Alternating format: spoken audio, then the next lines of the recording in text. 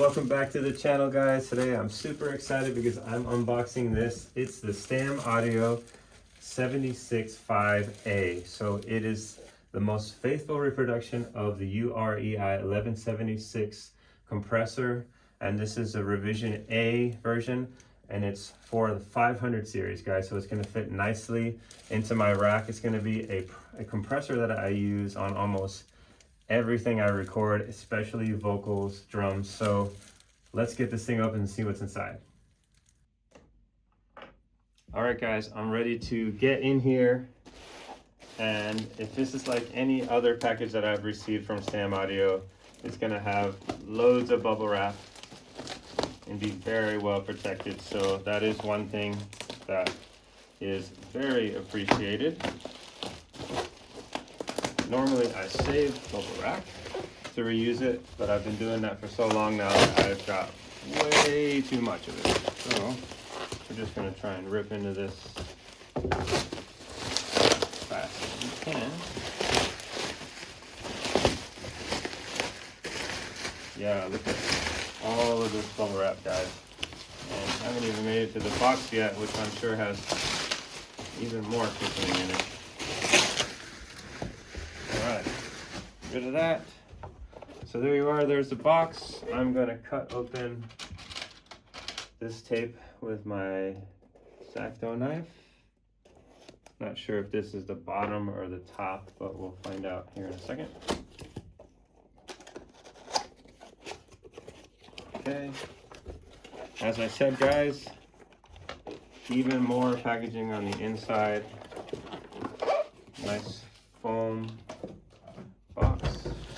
So let's cut these boys right here open, and wow, okay, there we are. That's really cool.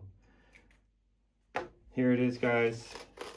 Stam unit SA76A5, and it's a serial number 112. So just 112th one of these. I really don't think they make too many of these. They're all handmade in Chile, so that's really cool.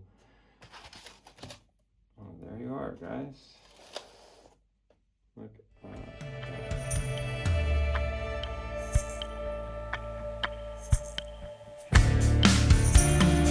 I once knew a man, put his dreams on hold. He said, once I have enough cash, that's when I'll live. It's when I'll really live. Right, guys, I already have one of these and I've been using it, and I want to go into why it's so good and what makes it special. This 1176 replica uses the same solder input transformer that's used on the original 1176. It's right here. It also has a custom-made output transformer that closely matches the one that was on the original unit. It also has Vichy capacitors throughout, and it's just made with really premium quality parts. Right, guys? I'll show you a little bit about the controls on the front now. So you have your dry and wet blend here, which is very useful. Your attack speed, which can go from 20 microseconds to 800 microseconds attack time, okay? And then you have your release, which is adjustable from 50 milliseconds to 1.1 seconds. Here you have your input level, and finally your output level. And then of course your ratios. So you have 4:1, 8:1, 12:1, 20:1, and you can use these all at once. All right, guys, and that's something that people do. You get kind of a cool effect out of that. So overall, guys, the build quality of this compressor is great. The form factor is really small. It fits your 500 series, as I said, still having this lovely little analog dial that bounces back and forth. And the best thing about it is how it sounds. It just sounds amazing. It adds that vintage sound really fast compression. It is perfect for vocals, drums, guitars, just about anything. One thing the rich cannot flee. There's one thing that cannot be. The current's strong.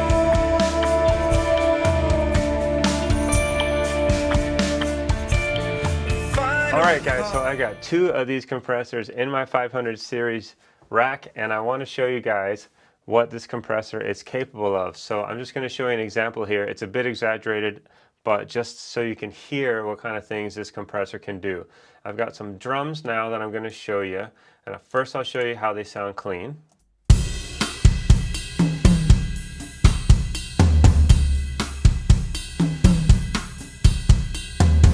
Compressor on.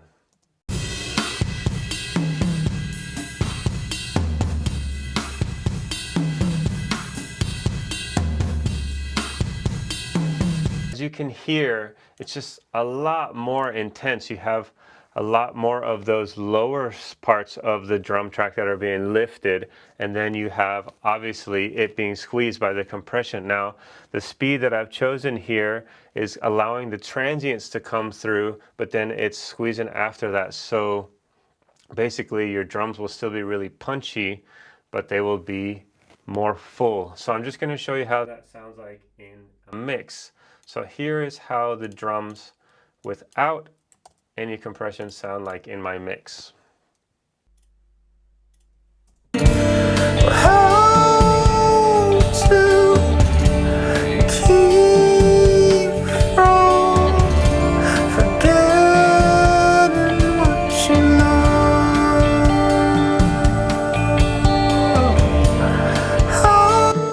And now here are the compressed drums in the mix. How to keep from forgetting what you love. How to stop from killing what you love.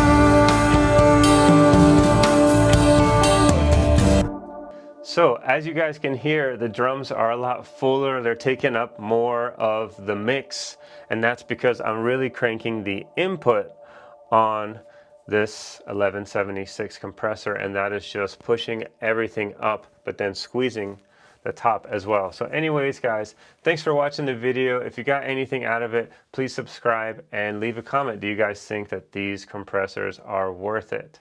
Do you think they're any good? All right guys, thanks so much for being here, and I'll catch you in the next video. How to keep from forgetting what you love. That's alone.